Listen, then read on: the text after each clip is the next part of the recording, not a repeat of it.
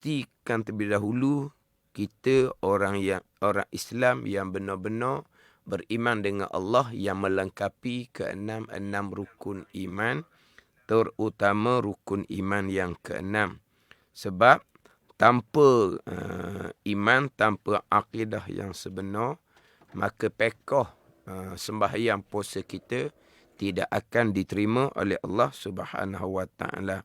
Jadi pembicaraan yang agak panjang dan yang perlu kita teliti baik-baik dan yang paling banyak timbulnya terpesong daripada 6 rukun iman adalah rukun iman yang keenam. Yang paling banyak timbul terpesong di kalangan orang-orang Islam daripada masa dahulu sama pada masa kita sekarang. Jadi kitab Safinatun Najah edisi Jawi muka surat 2 baris bawah sekali. Qala al-muallifu rahimahullahu ta'ala wa nafa'ana bi'ulumihi amin wa bil qadri khairihi wa syarrihi minallahi ta'ala. Dan keenam daripada 6 rukun iman, percaya pada takdir Allah Ta'ala. Baik takdir Allah, iman dan ta'ah. Dan jahatnya, jahat takdir Allah. Jahat ni kufur dan maksiat seseorang. Jadi baik dan jahat minallahi ta'ala, daripada Allah Subhanahu Wa Ta'ala, yakni daripada qada, kehendak, ketentuan, ketetapan, keputusan Allah yang bersifat dengan iradah, muwafaqah dengan ilmu, dan qadar Allah, yakni perbuatan Allah Subhanahu Wa Ta'ala yang bersifat dengan kudrah. Jadi rukun iman yang keenam keluar 2 pegangan. Beriman perkara baik dan jahat datang daripada qada Allah, dan beriman perkara baik dan jahat datang daripada qadar perbuatan Allah Subhanahu Wa Ta'ala. Sekarang saya masih lagi membicarakan pembicaraan berkaitan dengan qada. Pegangan yang pertama daripada 2 pegangan pada rukun iman yang keenam. Kemudian insya-Allah untuk selok minggu ini saya akan membicarakan berkaitan dengan redha hati kita dengan sekalian qada Allah Subhanahu Wa Ta'ala. Beriman dengan qada Allah itu pegangan yang pertama daripada 2 pegangan pada rukun iman keenam. Kemudian redha hati dengan sekalian qada Allah. Itu pergi sebenarnya pada pembicaraan ilmu tasawuf. Sebab redha dengan qada Allah adalah di antara sifat mahmudah, sifat yang dipuji pada syarak, ketaatan batin daripada ilmu tasawuf. Tapi apabila kita membicarakan bab qada Allah baik dan jahat, jadi seeloknya susuli juga pembicaraan berkaitan dengan redha dengan sekarang qada Allah, termasuk qada yang jahat. Tapi sebelum saya nak memulai pembicaraan qada, redha dengan qada Allah, saya nak menyambung sedikit lagi pembicaraan hak 2 selok yang terdahulu. Selok yang ke-15 dan 16 berkaitan dengan qada Allah dan redha Allah tidak berlaziman di sisi ahli sunnah wal jamaah. Allah qadakan perkara yang manis, Allah qadakan perkara yang pahit. Allah qada perkara yang manis, Allah qadakan perkara yang baik. Kita dapat perkara yang manis, dapat perkara yang baik. Itu bukan menjadi neraca Allah Ta'ala redha kepada seseorang. Yang pasti Allah Ta'ala redha kepada mereka yang beriman dan beramal soleh. Radiyallahu anhum wa radu'an. Dan telah redha Allah Ta'ala daripada mereka itu, mereka yang beriman dan beramal soleh.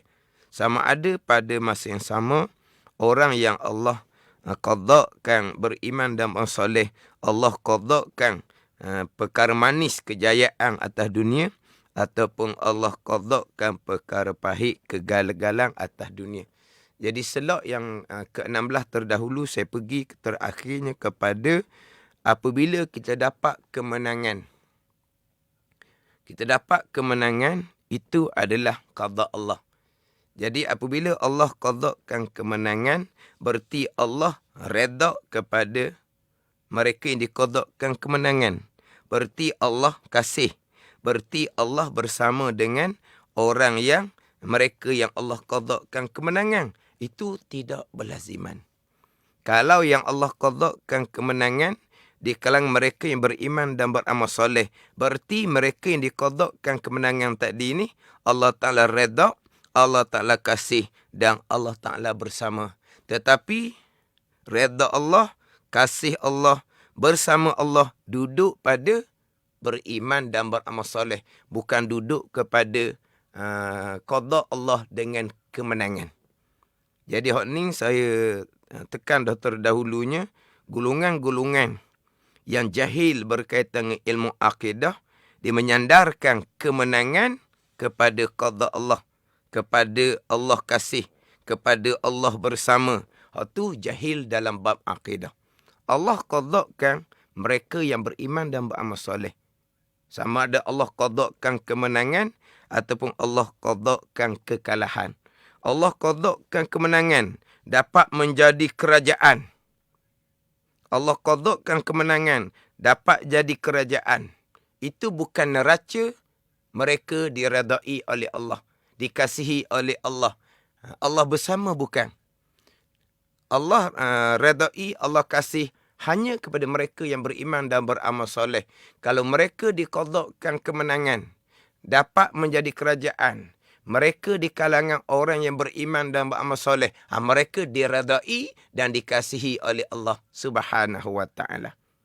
Kemudian dalam keadaan mereka yang diqadakan oleh Allah beriman dan beramal soleh, diredai oleh Allah, kemudian Allah qadakan kepahitan, Allah qadakan kekalahan, kemudian tetap Allah Ta'ala redha dan bersama Allah Ta'ala kasih. Sebab apa? Sebab Allah qadakan mereka di kalangan orang yang beriman dan beramal soleh. Allah qadakan mereka beriman dan beramal soleh. Allah Ta'ala redha, Allah Ta'ala kasih, Allah Ta'ala bersama. Walaupun mereka tidak pernah diqadakan oleh Allah dengan kemenangan sekalipun.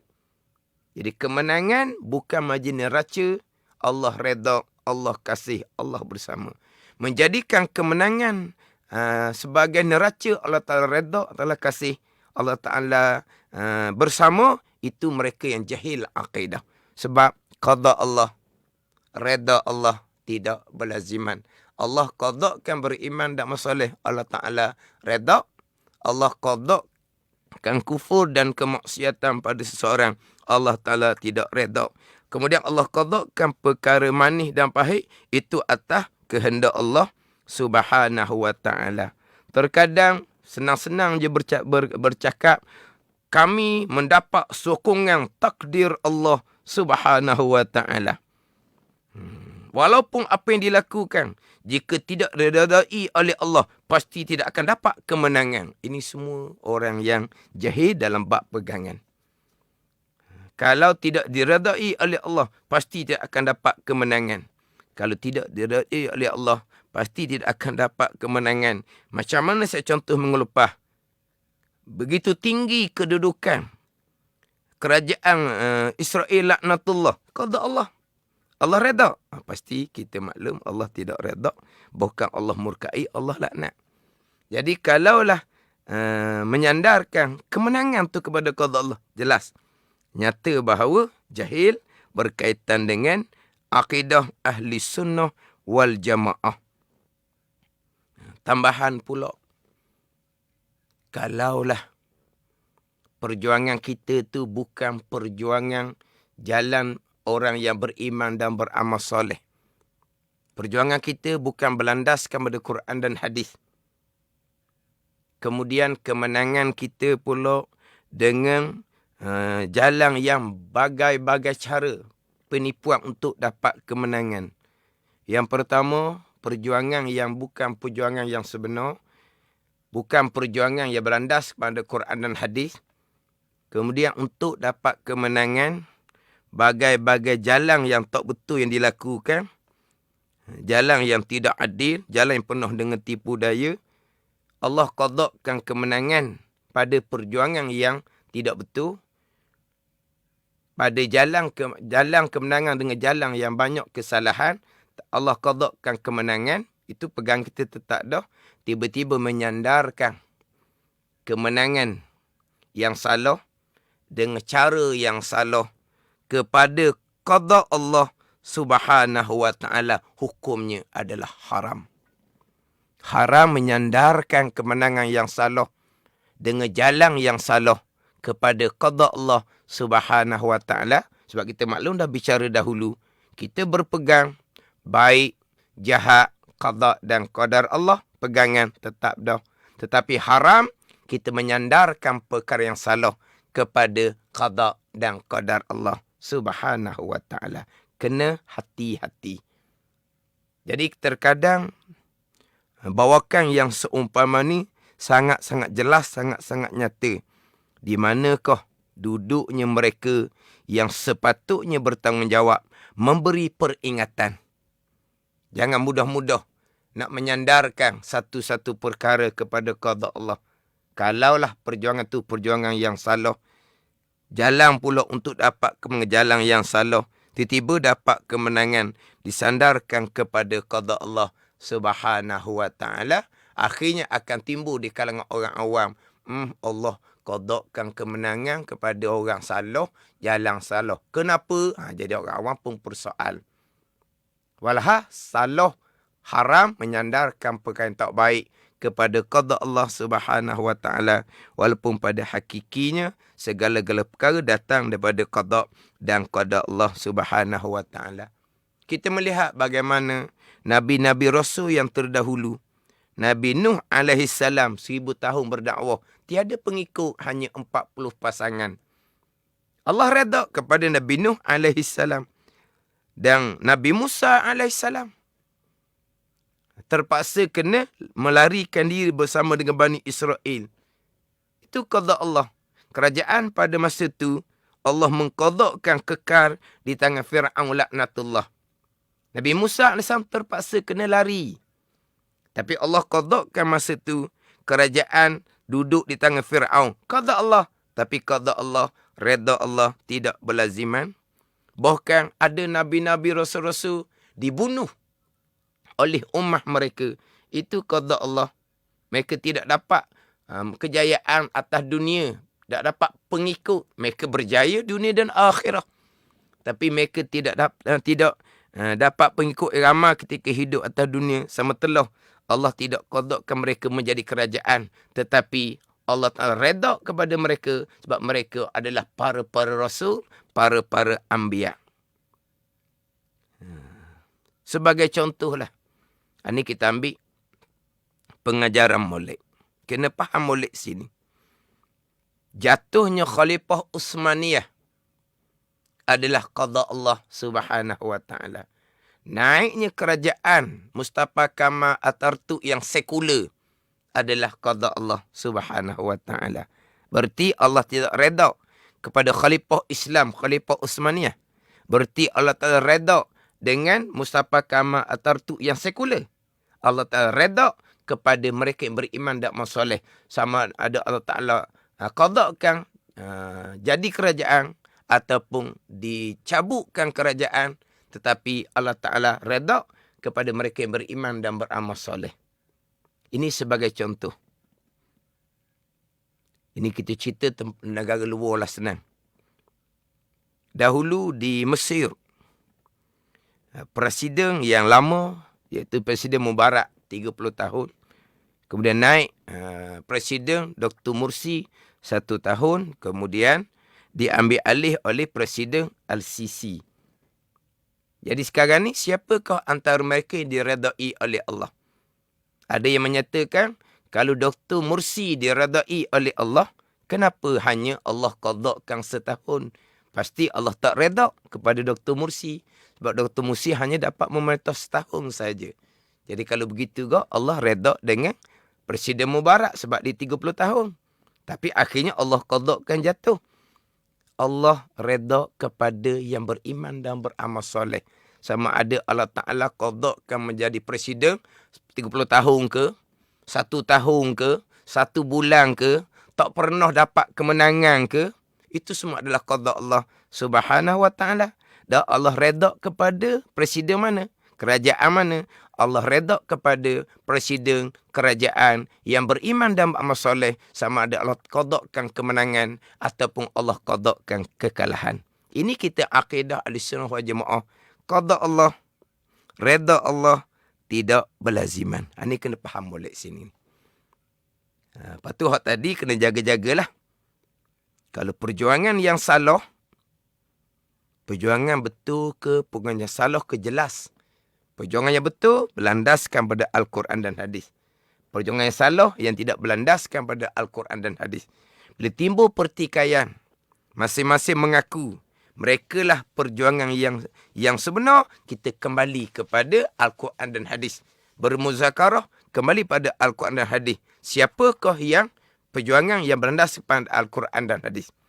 Jadi, perjuangan yang sebenar, perjuangan Al-Quran dan hadis.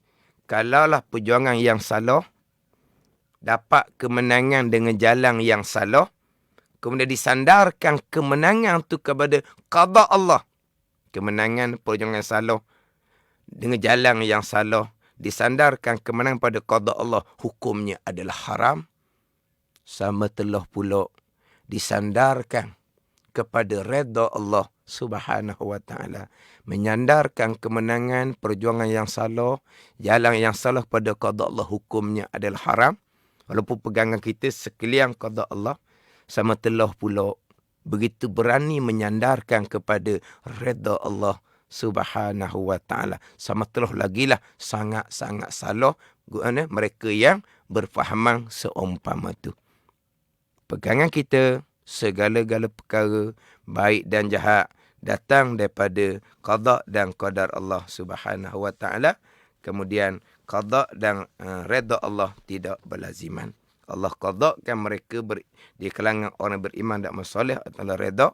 Allah qadakkan mereka di kalangan orang yang kufur, di kalangan orang yang melakukan kemaksiatan, kederhakaan kepada Allah. Allah Ta'ala tidak redha.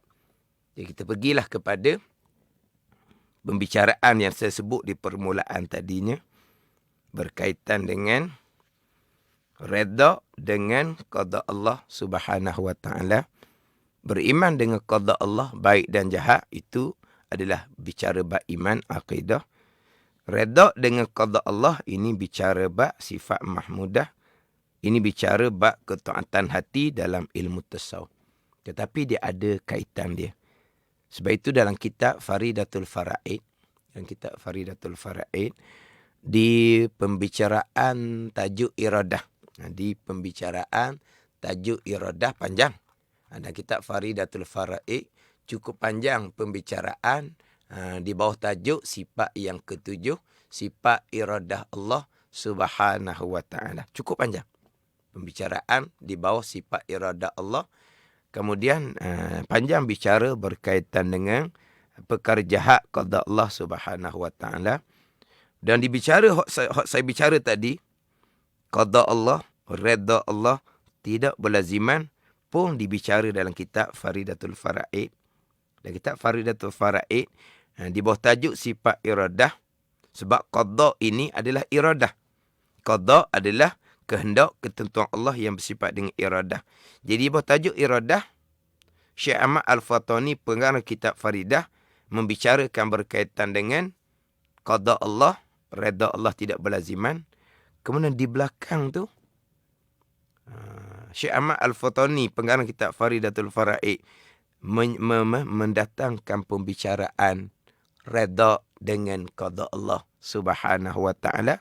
Walaupun redha dengan qada Allah adalah berkaitan dengan sifat mahmudah, ketaatan batin dalam ilmu tasawuf. Tapi dia ada kaitan dia. Ini sedang pendengar kena ambil faham molek lah.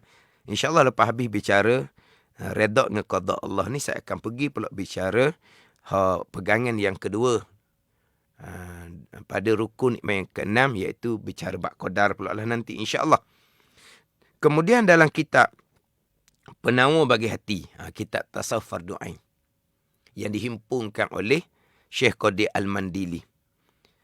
Diletakkan sifat mahmudah, redha dengan qada Allah ni sifat yang ke-9 daripada 10 sifat mahmudah dalam kitab Penawar bagi hati. Dalam kitab Penawar hati ada 10 sifat mahmudah. Redha dengan qada Allah, diletak sifat mahmudah yang ke-9. Sifat mahmudah yang pertama, taubah, khauf, takut akan Allah, zuhud, sabar, syukur, ikhlas, tawakkul, kasih akan Allah. Yang ke-8, yang ke-9, redha dengan qada Allah. Yang ke-10, ingat akan mati. Jadi dalam kitab Penawar bagi hati, redha dengan qada Allah, diletak sifat mahmudah yang ke-9. Di dalam pembicaraan tajuk redha dengan qada Allah ni didatangkan berkaitan dengan redha dengan qada Allah, termasuk qada Allah, qada yang jahat, kufur dan maksiat. Situ. Sekarang sifat mahmudah yang ke-9 ni redha dengan sekalian perkara yang diqadakan oleh Allah. Perkara yang diqadakan oleh Allah ni merangkumi perkara baik, iman dan ta'ah. Dan termasuk juga perkara jahat, kufur dan maksiat. Jadi kalaulah qada Allah tu perkara baik, beriman seseorang, melakukan ketaatan seseorang, kita redha lah dengan qada. Beriman dan taat seseorang tu, tu jelas sangatlah kita redha dan kita sangat-sangat mensyukuri. Kita redha dan kita sangat-sangat mensyukuri qada Allah kepada kita di kalangan orang-orang yang beriman dan orang-orang yang melakukan ketaatan. Macam mana pula dengan Allah mengqadakan perkara jahat, kufur dan maksiat? Kita nak kena redha juga ke? Ni sidang pendengar kena ambil molek. Kena dengar molek. Kalau berbetulan sekarang ni mengikuti Radio Money FM, mungkin terkadang ketika bawa kereta ke, mungkinlah tak dapat nak beri penumpuan. Maka sebagaimana yang saya sebut sentiasa, Money FM ni, Selok Talaki Safinatun Najah di Money FM ni ada live FB. Sidang pendengar masih lagi boleh mengikuti hot dalam live FB, boleh share dan boleh simpan untuk mengulangi dengar kemudian. Ini kelebihan apabila Money FM selain daripada live dalam radio, disertakan dengan live dalam FB. Jadi kalau tak dapat memberi tumpuan, boleh mengulangi balik pembicaraan ni. Sebab pembicaraan redha dengan qada Allah ni pun sama jugalah. Dia kena kena concentrate, kena tupu molek, kena fokus molek. Kena tupu molek, kena fokus molek. Jadi redha dengan qada Allah, redha ni terima, tidak pertikai, tidak persoal akan sekalian qada Allah. Beriman dengan qada Allah itu dalam bab rukun iman, itu tauhid.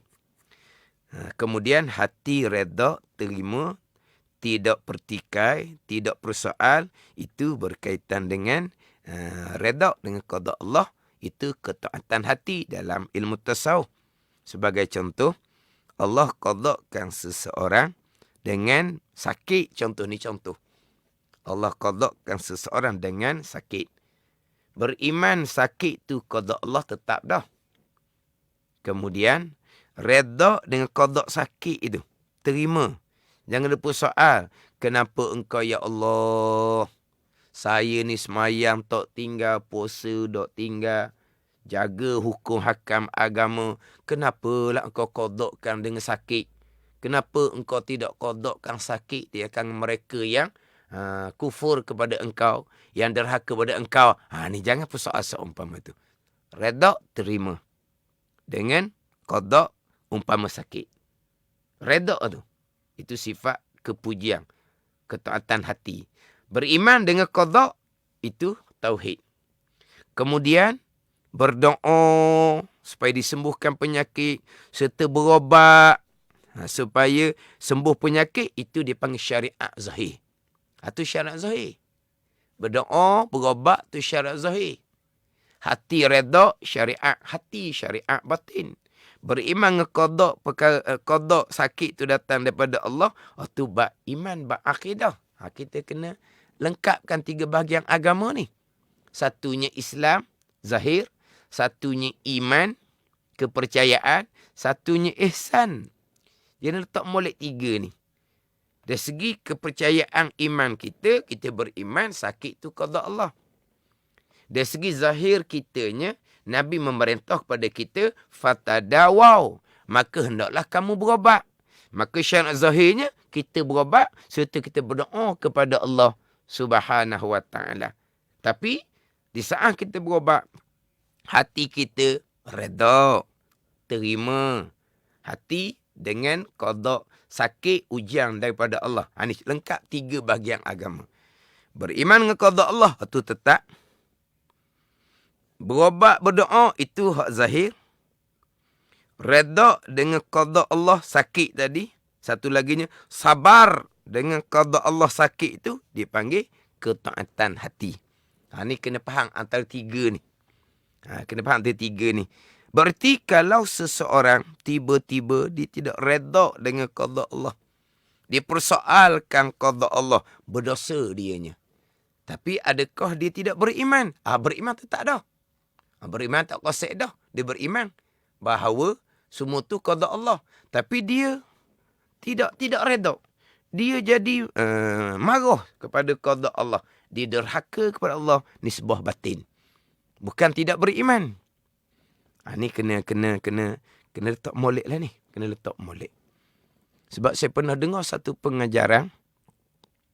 Seseorang apabila kematian keluarga, mereka yang hampir, mereka yang dikasihi, diqadakkan kematian, tiba-tiba diratapi kematian tadi.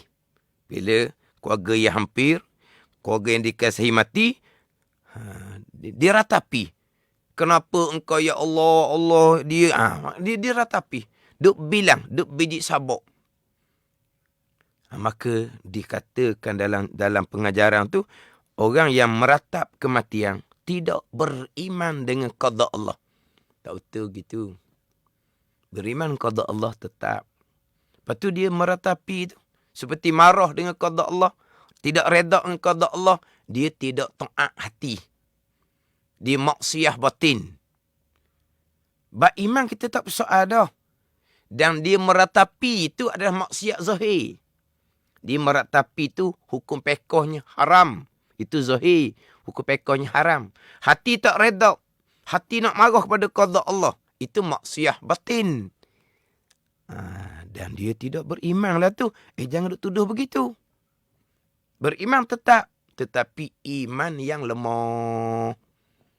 Iman yang lemah apabila tidak reda dengan sekalian qada Allah Subhanahu wa ta'ala. Sebab alamat iman seseorang adalah apabila mensyukuri atas nikmat Allah, mengsabari atas ujian Allah dan meredai akan sekalian qada Allah. Itu tandaan seseorang yang beriman sebagaimana yang disebut oleh sahabat radhiyallahu anhum, nashkuru 'alal ghaqa wa nasbiru 'alal bala wa narda bi mawaqi'il qada. Kami syukur atas kurnia Allah, kami sabar atas ujian Allah, kami reda akan segala perkara yang diqadakan oleh Allah. Ini Nabi kata mereka di kalangan orang-orang yang beriman. Ni alamat orang beriman, iman yang sempurna. Bila tidak reda, bukan tidak beriman, tapi iman yang lemah. Jadi bab tidak reda itu bab maksiyah batin. Bab beriman qada Allah, itu permulaan. Jadi kita pergi kepada reda dengan qada Allah. Kita pergi kepada qada Allah, qada yang jahat, kufur dan maksiyah. Macam mana kita wajib reda dengan sekian qada Allah? Qada Allah baik dan jahat. Jadi qada Allah termasuk perkara jahat. Jahat ni kufur dan maksiyah. Macam mana kita nak reda dengan qada Allah akan perkara yang jahat, kufur dan maksiyah? Yang mana kita tidak boleh reda dengan perkara maksiyah. Sama telah pula kita tidak boleh reda akan kekufuran. Ar-redha bil maksiyati maksiyatun. Redha dengan perkara yang maksiat berdosa, kita akan berdosa sama walaupun kita tidak melakukan. Kita redha, kita setuju kepada perkara maksiat. Biarlah buat program joget untuk orang muda. Kita dulu muda juga. Yang bercakap ni tak pergi dah sebab dia tua dah. Hari haji duduk masjid dah. Tapi dia redha dengan penganjuran perkara yang maksiat. Dia redha. Dia tak pergi. Tapi dia setuju. Dia berdosa sama. Tambahan berat laginya, waredha bil kufri kufrun. Redha dengan kekufuran, kufur seseorang, waliyazabillah. Tapi macam mana pula sifat mahmudah yang ke-9 ni, redha dengan siang qada Allah, termasuk qada yang jahat, kufur dan maksiat. Jadi di sini sidang pendengar kena letak dua sudut dia panggil, ataupun dia panggil dua aspek. Dua sudut ataupun dua aspek. Sudut yang pertama, aspek yang pertama, qada Allah Subhanahu wa taala akan kekufuran dan kemaksiatan. Itu aspek yang pertama. Aspek yang kedua, seseorang yang kufur dan melakukan maksiat adalah pilihan seseorang dan perbuatan seseorang. Sebab kita ahli sunnah jemaah wajib berpegang seseorang hamba ada ikhtiar pilihan dan seseorang hamba ada usaha perbuatan. Kita ahli sunnah wal jamaah. Walaupun hakikinya ikhtiar dan usaha seseorang tetap balik kepada sekian perkara qada dan qada Allah, termasuk diri ikhtiar seseorang hamba, termasuk diri usaha seseorang hamba tetap qada dan qada Allah Subhanahu wa taala. Jadi bahagi pada dua aspek. Yang pertama, perkara jahat, kufur dan maksiat ini adalah datang dari qada Allah, rukun iman yang ke-6. Aspek yang kedua, perkara jahat, perkara kufur dan maksiat ini adalah pilihan seseorang dan perbuatan seseorang. Jadi yang mana kita wajib redha akan qada Allah, termasuk perkara jahat, kufur dan maksiat, dari aspek yang pertama. Aspek ianya qada Allah Subhanahu wa taala. Kita kena redha. Siapa kita nak persoal apabila Allah qadakan perkara yang kufur dan maksiat? Siapa kita nak mempersoalkan? Ada aspek tu kita wajib kena redha, kena terima. Ada ni.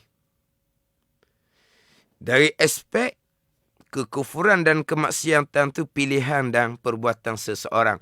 Haram kita redha. Wajib kita kena benci dan wajib kita kena cegah kalau kita berkeupayaan. Jadi sekarang ni satu perkara yang berlaku sama ada perkara kufur, satu perkara yang berlaku sama ada perkara maksiat. Dia akan keluar dua aspek dan akan keluar dua kewajipan. Perkara yang kufur dan maksiat ni adalah qada Allah. Ada aspek ni wajib kita redha. Tidak redha berdosa kita. Aspek yang kedua, perkara jahat, kufur dan maksiat, pilihan dan perbuatan seorang hamba. Dan aspek ni haram kita redha, kita berdosa sama. Wajib kita kena benci dan wajib kita kena cegah kalau kita berkeupayaan. Satu perkara yang sama yang berlaku. Contohlah. Contoh. Kita pergi kepada maksiat yang telah kita lakukan. Kemudian maksiat yang dilakukan oleh mereka yang bertanggungjawab kita.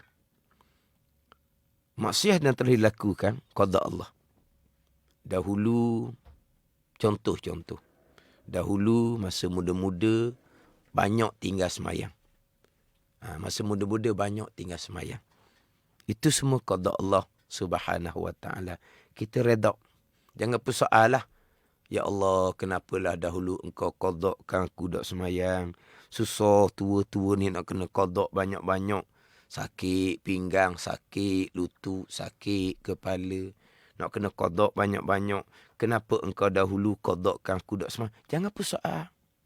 Itu qada Allah. Wajib kena redha, kena terima. Ya Allah, kenapalah dulu engkau qadakkan aku ni tak belajar. Jahil ilmu fardu ain. tua-tua baru belajar. Belajar tua-tua ni payah nak faham. Kena redha. Itu semua adalah qada Allah. Jangan ada persoalan. Tetapi dari sudut, dari aspek, tinggal sembahyang tu pilihan sendiri. Mengekali jahil fardu ain pilihan sendiri.